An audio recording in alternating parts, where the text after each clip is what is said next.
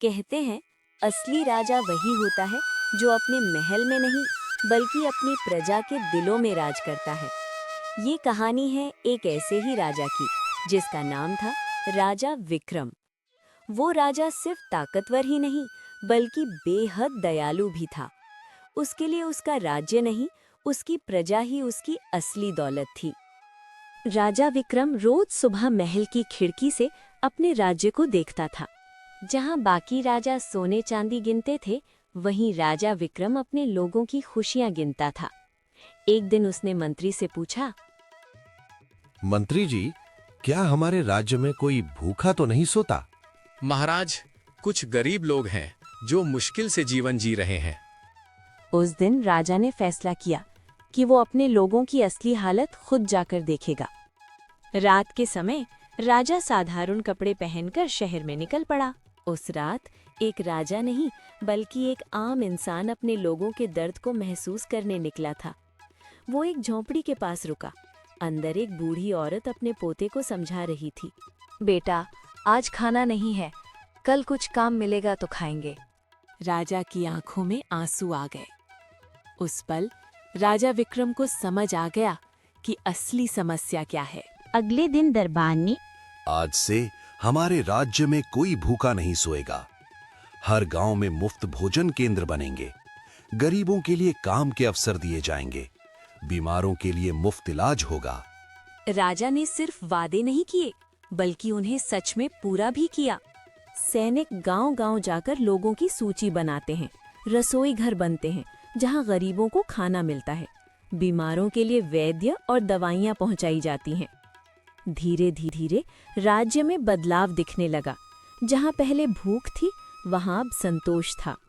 राजा विक्रम के शब्द सिर्फ आदेश नहीं थे, वो एक नई उम्मीद की शुरुआत थे। दरबार में हलचल मच गई। महाराज, ये सब करने में खजाना खाली हो सकता है। अगर खजाना लोगों के काम ना आए तो वो सिर्फ पत्थर का ढेर है। एक दिन राजा को खबर मिली, कुछ अनाथ बच्चे सड़कों पर भटक रहे हैं। राजा तुरंत वहां पहुंचा। वो बच्चे जिनका कोई नहीं था, अब उनका सहारा खुद राजा बनने वाला था। आप हमें भी भगा देंगे क्या? राजा घुटनों पर बैठ लिया। नहीं बेटा, अब तुम अकेले नहीं हो। राजा बच्चों को अपने साथ महल ले जाता है। उनके लिए बाल आश्रय बनवाता है, पढ़ाई और खेल की व्यवस्था करता है। उस दिन राजा ने सिर्फ बच्चों को छत नहीं दी, उन्हें एक नया जीवन दिया। एक गरीब किसान रामू, जो कर्ज में डूबा था, अपनी जमीन खोने वाला था।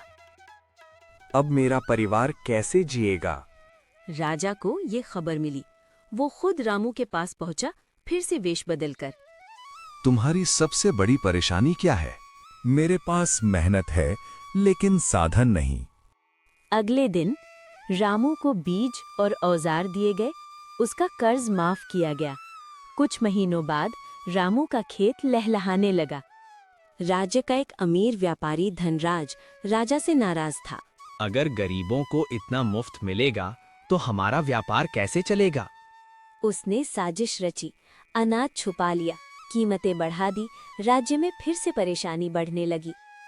राजा को सच्चाई का पता चला। उसने धनराज को दरबार में बुलाया। धनराज, क्या तुम अपने लाभ के लिए लोगों को भूखा रखोगे? धनराज डर गया। महाराज, मुझसे गलती हो गई। राजा ने सजा दी। उसका छुपाया हुआ अनाज गरीबों में बांटा गया। उसे गरीबों की सेवा करने का आदेश दिया गया। इस दुनिया में ताकतवर बनना आसान है, लेकिन दयालु बनना सबसे बड़ी ताकत है। याद रखिए, असली राजा वही होता है जो अपने लोगों के लिए जीता है।